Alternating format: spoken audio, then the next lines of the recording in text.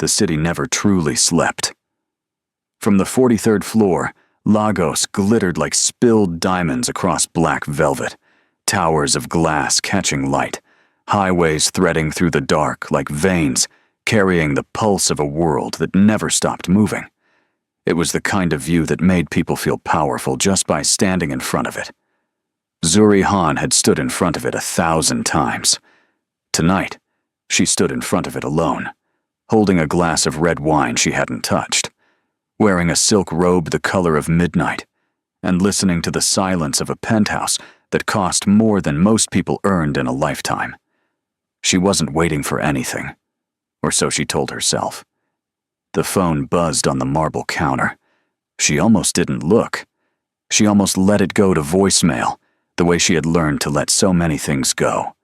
Quietly, without ceremony, without asking too many questions. But something made her turn. Maybe it was instinct. Maybe it was the particular way the screen lit up, against the dark kitchen, casting a pale glow like a warning sign. She set down her wine, walked over, and looked at the name on the screen. Jae Hyun. Except it wasn't Jae Hyun calling. It was someone calling him. His phone, the one he had left on the counter when he stepped into the shower, was vibrating with an incoming call from a contact, saved simply as S. Zuri stared at it for 3 full seconds. She picked it up. She answered. The voice on the other end was soft, practiced. The kind of soft that wasn't natural but had been deliberately cultivated. Warm at the edges, confident at the center. The voice of a woman who was very used to getting exactly what she wanted. Baby, I've been waiting all evening. When are you coming? I made dinner.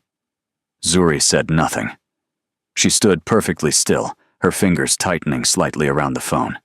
The voice continued, undeterred, unaware, floating through the speaker with casual intimacy that felt like a blade sliding slowly between ribs. I need to know about the timeline. You promised me this quarter, Jae Hyun. When will you finally divorce her? You said after the merger. The merger is almost here. So when? The silence stretched. Then, from behind Zuri, the bathroom door opened. Han Jae-hyun stepped out in a towel, steam still curling from the doorframe, running one hand through his wet hair. He was 41 years old, broad-shouldered, with the kind of face that magazine covers had called magnetic and commanding. He had built a technology and investment empire from what everyone called nothing, though Zuri knew better than anyone that it had never been nothing. He crossed the room toward the kitchen without looking up, and then he stopped. He saw Zuri. He saw the phone in her hand. He saw his own name on the screen. For a single moment, one crystalline, irreversible moment, every carefully constructed layer of the man she had loved for 11 years cracked directly down the center. She watched it happen. She watched the calculation move behind his eyes, the rapid assessment, the pivot. He didn't reach for the phone. He didn't apologize. He stood very still, watching her the way a man watches a situation he is not yet sure he can control. Zuri looked at him. Then she lifted the phone back to her ear. "He'll call you back," she said. Calm. Flat. Absolute. She ended the call, set the phone on the counter, picked up her wine glass, took a slow sip. "Zuri," he started. "Don't," she said. Not loudly, not with tears in her voice, just the single word, clean and final, like a door clicking shut. "Not tonight, Jae-hyun.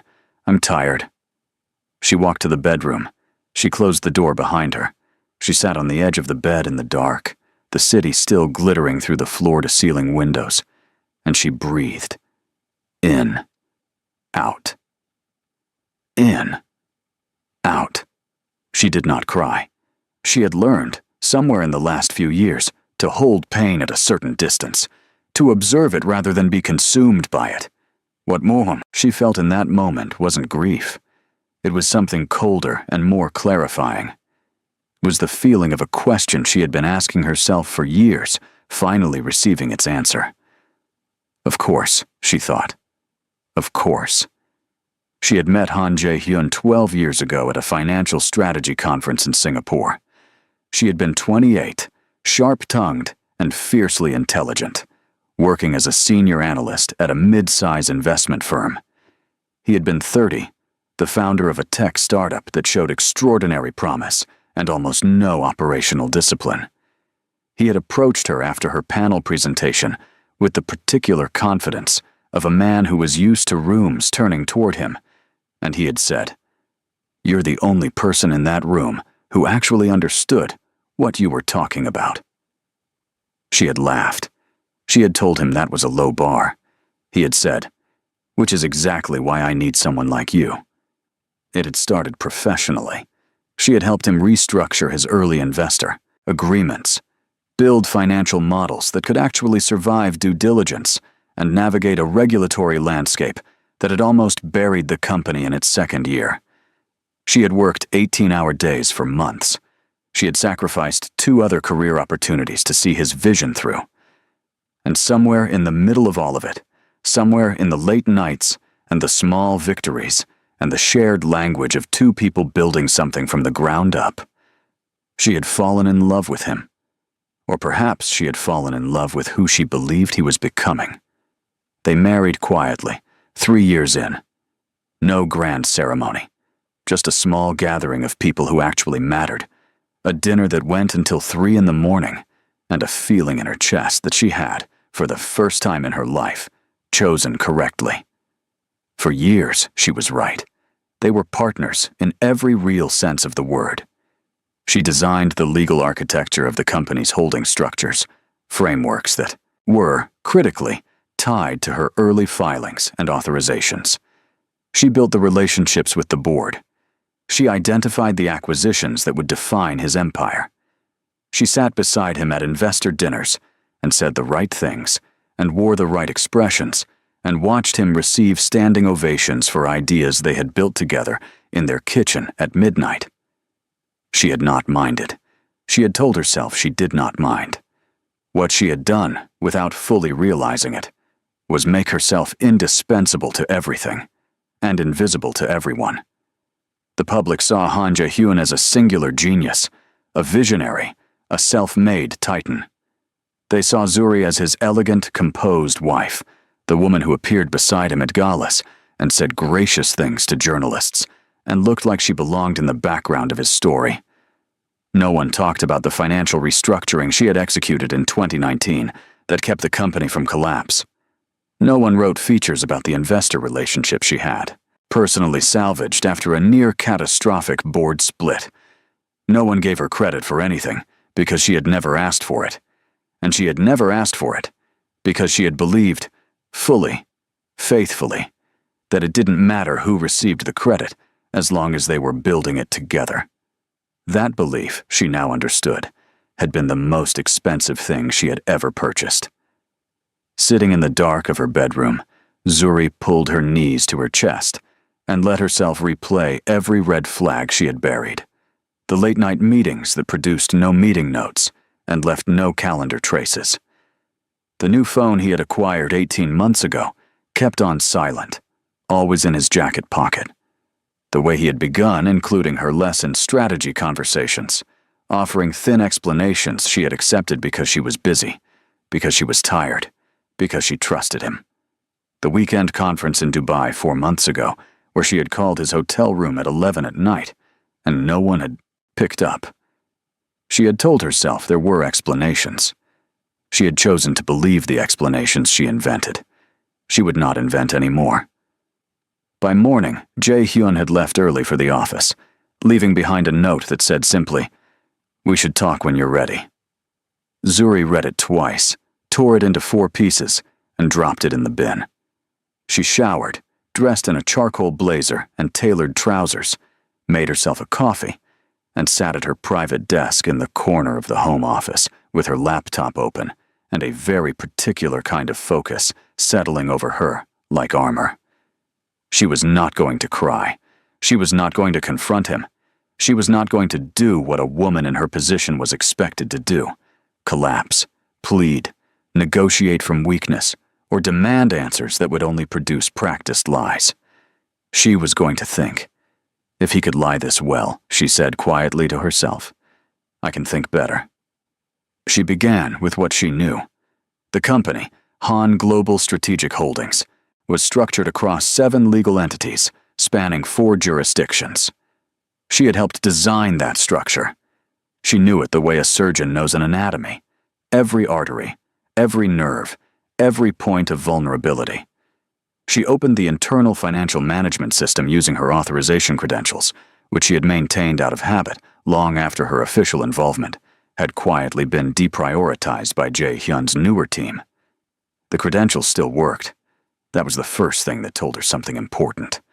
Whoever was managing his legal affairs had been careless. They had not audited her access. They had assumed she was passive.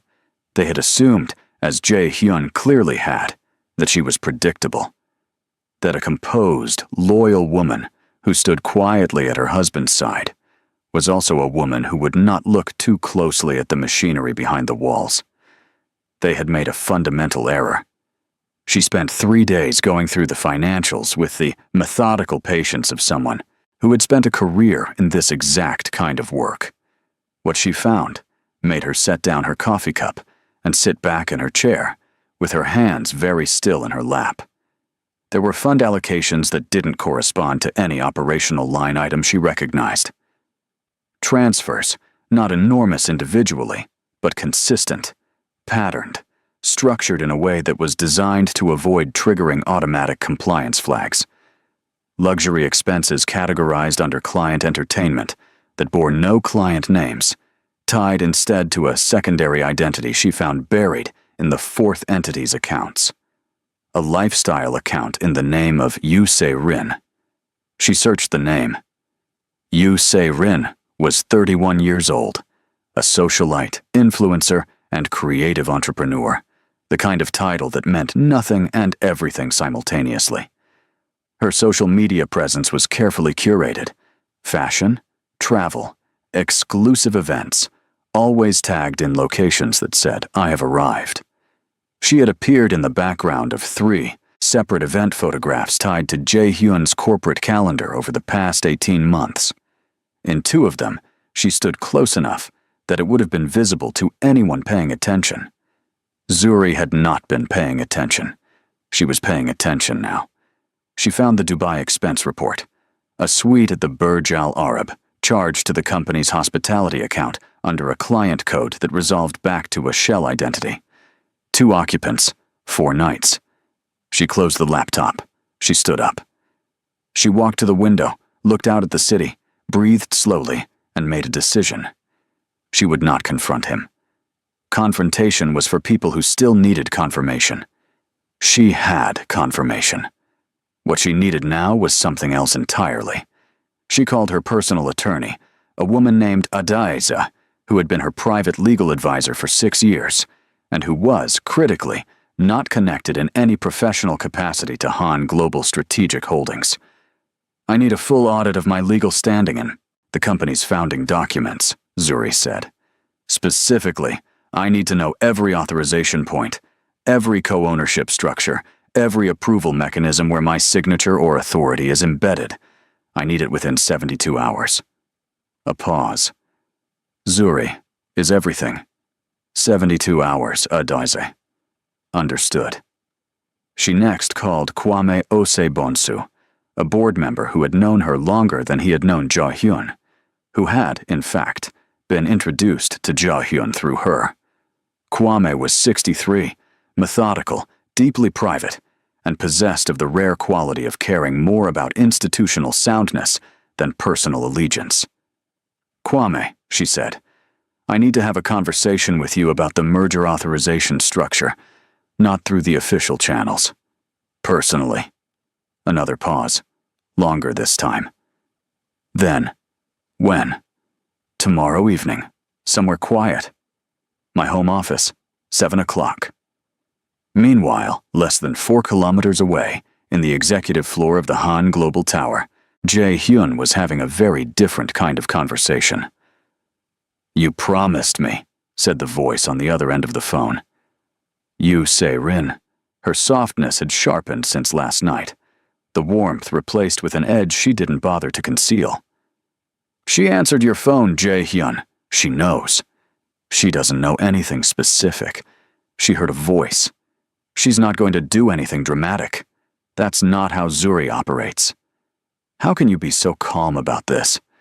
"Because I know her," he said, with the particular confidence of a man who had confused familiarity with understanding. "She'll be hurt. She'll pull away. She'll handle it the way she handles everything, quietly, privately, and without making a scene. By the time the merger closes, I'll manage the conversation and we can move forward the way we planned." "And if she doesn't? What if she—" "She won't," Jae-hyun said. "Zuri is a planner. She thinks everything through.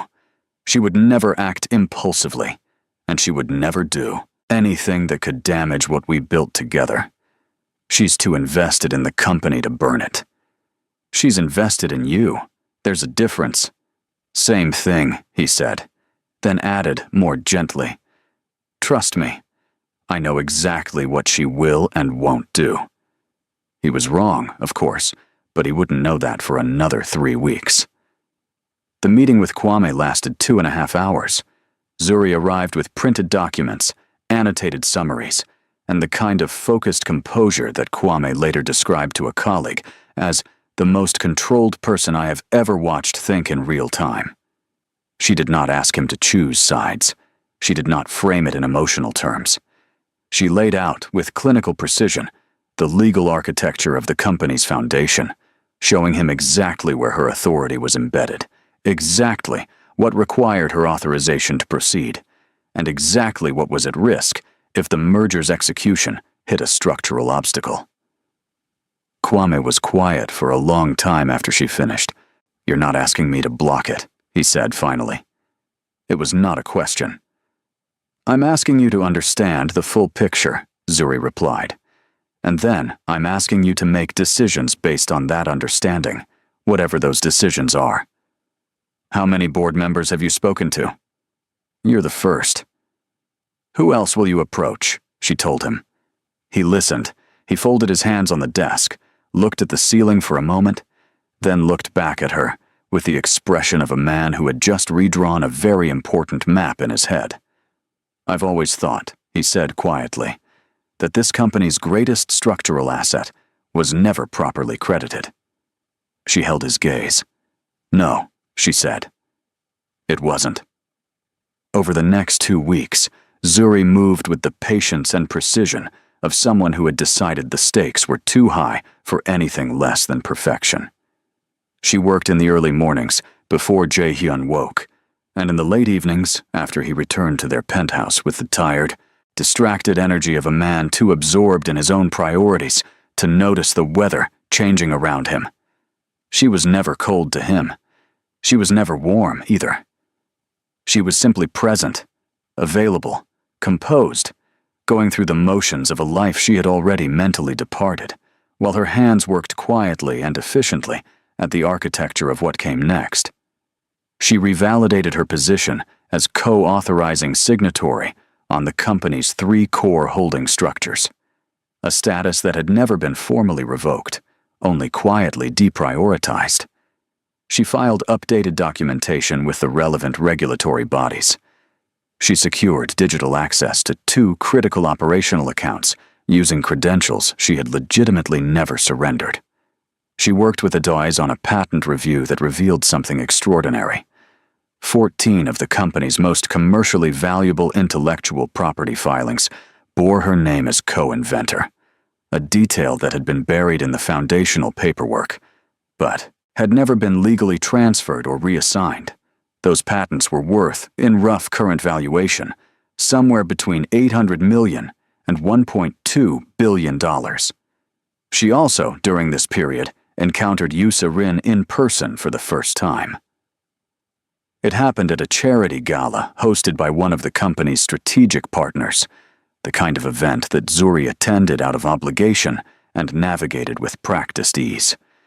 She was standing near the bar with a glass of champagne, listening to a foundation director describe a new education initiative when she became aware of someone watching her.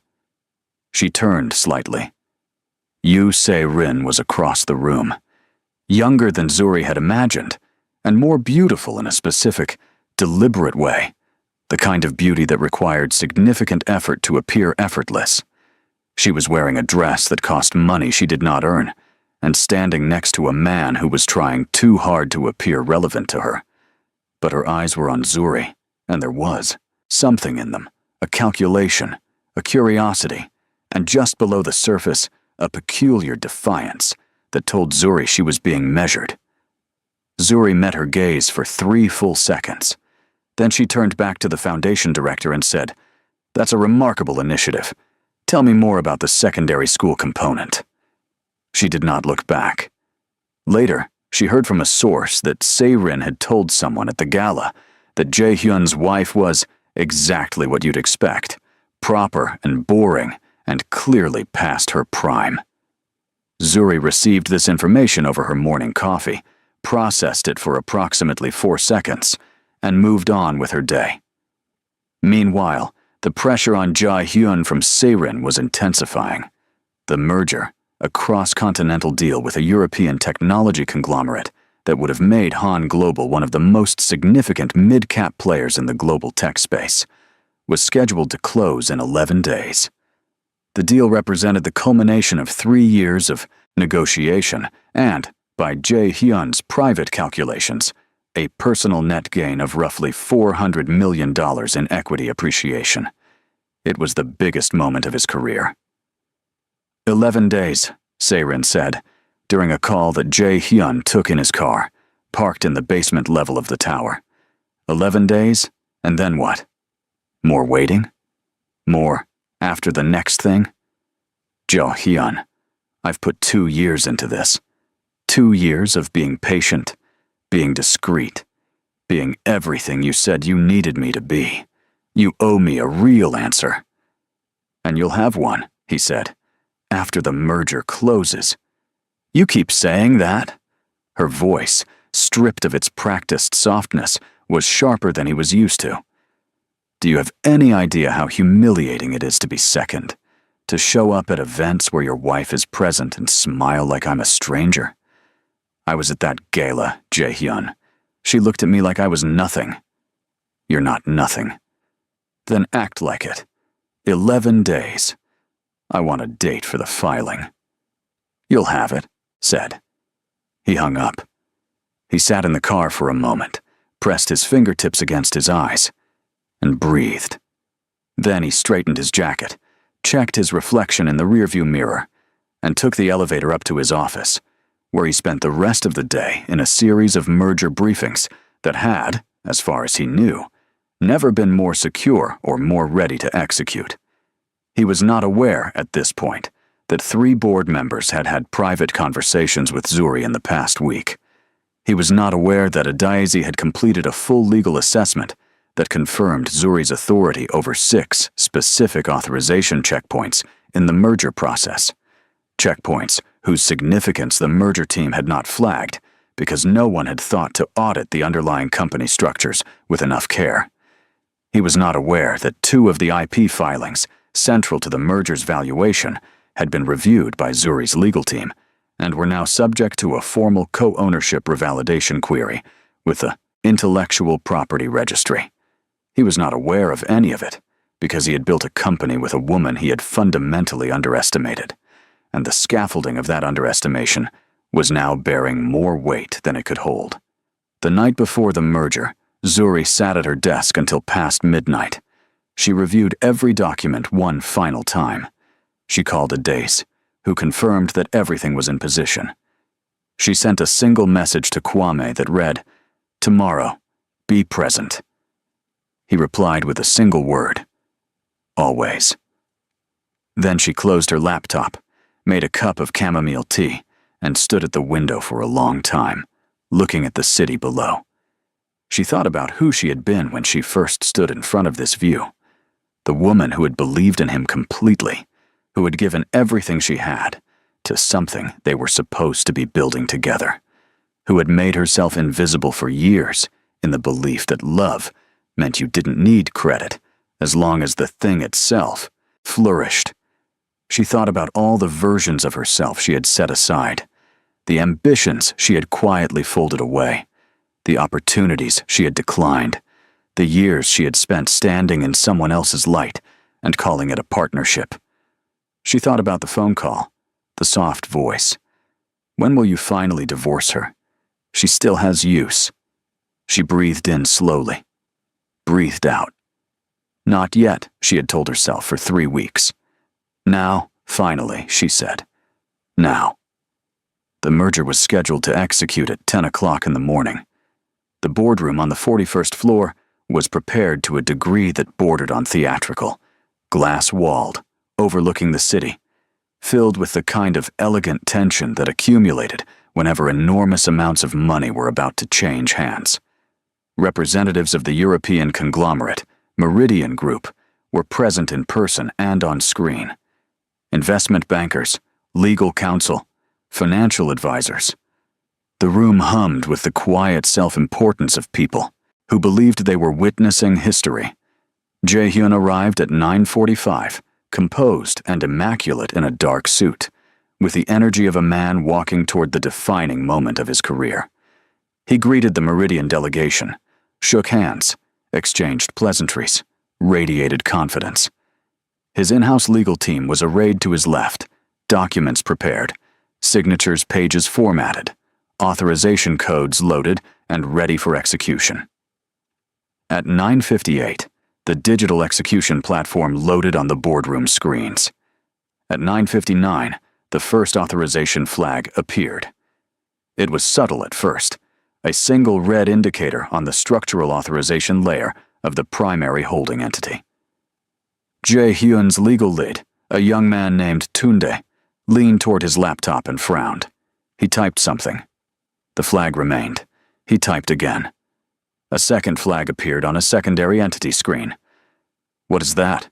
Jae-hyun said quietly. "I'm not sure," Tunde said.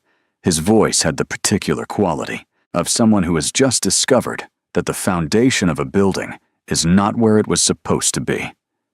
There's a co-authorization requirement flagged on the primary structure. It's saying the execution requires a secondary signatory confirmation. Override it. I'm trying, sir. The system isn't accepting the override. The signatory requirement appears to be embedded at the foundational filing level. It's not an internal system flag. It's a regulatory architecture requirement, murmuring from the Meridian team.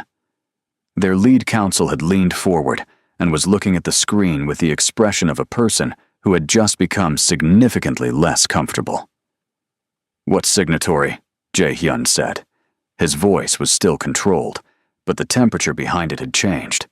Tunde turned to look at him, and in the young man's eyes was the particular dread of someone who had just understood something he very much wished he hadn't. "Mrs. Han," Tunde said. "Zuri, Han." Her authorization is embedded in the foundational co-filing structure of the 3 primary entities. The system requires her electronic signature to authorize the asset transfer component of the merger. Without it, the IP valuation layer can't execute. The room was very quiet. "Get her on the phone," Jae-hyun said. "Sir, get her on the phone now." Tunde dialed. It rang 3 times. It went to voicemail. Jae-hyun took a measured breath. He turned to the Meridian delegation with the composure of a man who had not yet accepted that the ground had opened beneath him. "We may have a brief administrative delay. This is a minor." The boardroom doors opened. Zuri walked in. She was wearing ivory, a structured blazer, tailored trousers, simple and devastating in the way that only absolute confidence can be. She carried a leather portfolio under one arm and walked with the unhurried certainty of a person who owns the room they have just entered. She nodded once to the Meridian delegation, graciously, as if she were arriving at an event she had been expecting to attend. She acknowledged 2 of the board members by name. Then she turned and looked at Jae-hyun. He stared at her. The controlled surface of his composure, so expertly maintained for so many years, had developed a visible fracture. Not panic, not yet, but something close to it. The expression of a man looking at a situation he had drastically, catastrophically miscalculated. Zuri, he said. Her name, in his mouth, contained a universe of things he couldn't say in this room. Good morning, she said calmly. I understand there's an authorization requirement. She sat at the table. She opened her portfolio. She reviewed the documents that Tunda, visibly shaken, slid toward her. She read them with the methodical attention of someone who has read 10,000 documents before and will read 10,000 more, and then she looked up. Before I authorize, she said, addressing not just Jae-hyun, but the full room, the board, the Meridian team, the legal counsel. I want the full table to understand the ownership architecture of these structures, as documented in the founding filings. Because I think there has been a long-standing misrepresentation, perhaps unintentional, about who built what. She spoke for 11 minutes. She was precise, factual, and unsparing. She cited document numbers, dates, filing authorities, and registration records. She presented the IP co-ownership findings. She described the financial restructuring she had executed in 2019 without a single trace of self-pity, but with the absolute clarity of someone establishing a legal record. She did not raise her voice. She did not look at Jae-hyun except when directly addressing a point that required it. When she finished, the room was silent in the particular way that rooms go silent when the fundamental reality of a situation has just been redrawn in front of everyone present. The lead counsel for Meridian cleared her throat. I think we need a brief recess, she said carefully. Of course, Zuri said. The room emptied slowly. Board members filed out in quiet clusters. The Meridian team gathered in murmured conversation at the far end. Tunde collected his laptop and left without making eye contact with his employer. Jae-hyun did not move. When the last person had stepped out, leaving only the two of them in the glass-walled room with the city spread out below, he finally looked at her directly. Without the performance, without the calculation, without the practiced surface. Just the raw, unguarded face of a man who had lost something massive and was only now understanding how it happened. You planned this, he said. Zuri tilted her head slightly, as if considering the question with genuine care. No, she said. You planned nothing, so I had to think. There's a difference. Everything we built, everything I built, she said, and her voice did not rise. Did not crack, did not flinch. Everything I built, that you allowed the world to believe was only yours, that you allowed yourself to believe was only yours. He was quiet. I'm going to authorize the merger, she said, because it's the right business decision, and I will not damage what I spent years building simply to make a point. But the authorization will reflect accurate ownership records, and then I'm going to file for divorce, and then I'm going to leave. Zuri, you told her, she said softly, that I still had use. She closed her portfolio. You were right. I still did. I had the use of 12 years of knowledge, every legal structure you failed to properly review, and a mind you never bothered to take seriously. She stood. The system you trusted was built by me. It would have been kind of you to remember that. She walked to the door. He said her name again, and this time it was not controlled or calculating. It was the sound of a man calling after something already gone. She did not turn around. The merger executed that afternoon. It executed correctly, because Zuri had authorized it correctly, because she had never been the kind of woman who let personal pain become professional sabotage. The documents were signed. The deal was done. And embedded in the terms, duly recorded and legally unassailable, was a revised ownership acknowledgement that correctly attributed co-invention on 14 intellectual property assets and co-foundational authority on 3 primary holding structures to Zuri Han. The divorce filing was submitted the following morning.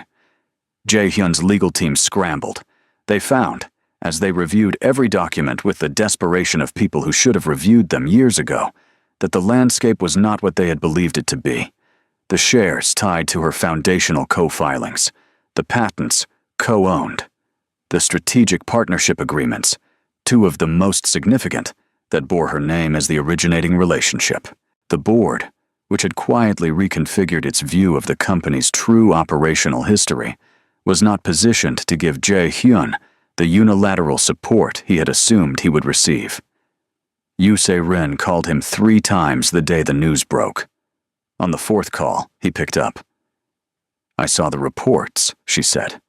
Her voice had shed both the warmth and the edge. What remained was something flat and watchful. "They're saying she has co-ownership of almost 40% of the core IP. It's being managed," he said. "The board met without you this morning." Silence. "Jae-hyun, tell me this is manageable."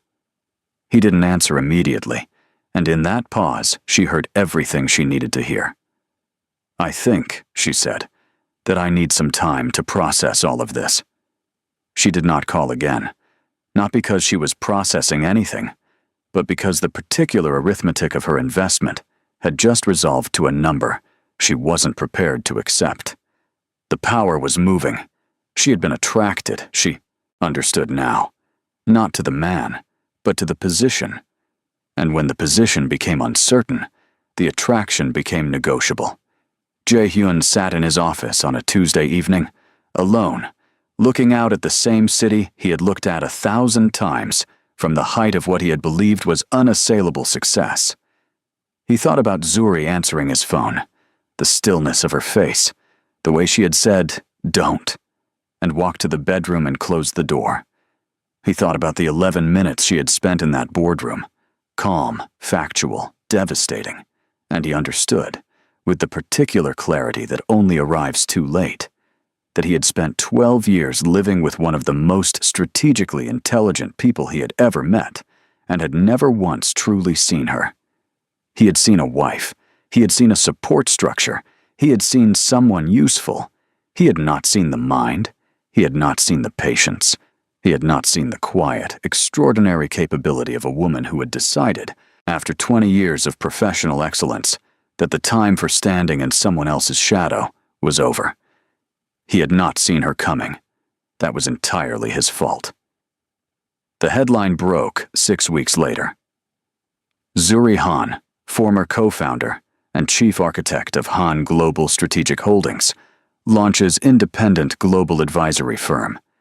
The announcement featured an interview photograph, Zuri in a charcoal blazer, arms folded, looking directly into the camera with the expression of a woman who had decided, conclusively and permanently, that she had nothing left to prove and everything left to build. The firm's initial investor commitments totaled, according to sources, over $200 million. 3 of the investors had formerly been exclusive to Han Global. 2 board members had submitted resignations from Han Global's board the previous week. Both had accepted advisory positions with Zuri's new firm. Jae-hyun saw the broadcast from the television in his office. He watched her on screen, composed, articulate, luminous in the specific way that people become luminous when they are finally fully themselves. And something moved in him that he didn't have a clean word for. Not regret exactly. Something more comprehensive. The feeling of a man looking at a version of events that he had authored and could not unauthor. The journalist asked her, "What would you say to people who wonder how you stayed so composed through all of it?" Zuri was quiet for a moment. Then she said, "Composure isn't the absence of feeling. It's the decision about what to do with what you feel. I made a decision." And what was that decision? She smiled, not the careful social smile of the woman who used to stand at galas and say gracious things, but something realer and quieter and entirely her own. To build something they couldn't take credit for. The call that was meant to break her had done the opposite. It had stripped away the last carefully maintained illusion she had been carrying. The one that said, "Maybe I'm wrong. Maybe I'm imagining it. Maybe if I am patient enough and loyal enough and good enough, it will be what I believed it was. When that illusion fell, it left behind something she had not expected. Clarity. Not just about him or about what he had done, but about herself. About the specific and remarkable nature of what she was capable of when she was finally building for herself. He had called her useful. He had meant it as a calculation, a cold-blooded assessment of her value relative to his plans, delivered to another woman in the quiet of a night he thought was private. She had heard it. She had turned it over in her hands like a stone. And then she had understood something he hadn't, that she had always been more than useful. She had been essential, the foundation, the architecture, the reason the whole structure stood at all. He had mistaken her loyalty for limitation and her patience for passivity, and that mistake had cost him everything. By the time he understood her worth, by the time he sat in the diminished silence of an office, where the phones rang a little less, and the board was a little less deferential, and the deals were a little harder to close, she had already become something he could no longer reach. Not because she had wanted to punish him. She hadn't. She had moved on with the same quiet efficiency she brought to everything, leaving no wreckage, no drama, no evidence of a battle, except the clean, irrefutable record of outcomes. The company she built alone was gaining ground on the company they had built together. The name the world now recognized was not attached to his story anymore. She had simply left. And in leaving, she had taken with her the only thing that had ever made his story make sense. If this story moved you, if it made you think, if Zuri's quiet power resonated somewhere in your chest, you already know what to do. Hit that like button right now. It takes 1 second and it means everything for this channel. And if you are not yet subscribed, this is the moment. Click subscribe and turn on the notification bell so you never miss another story like this one. We release new stories every week. Stories about power, about intelligence, about people who refuse to stay small. Drop a comment below and tell me, what was the moment that hit hardest for you? Was it the phone call, the boardroom, the final line? I read every single comment, and your words genuinely shape what gets made next. Share this with someone who needs to hear it. See you in the next one.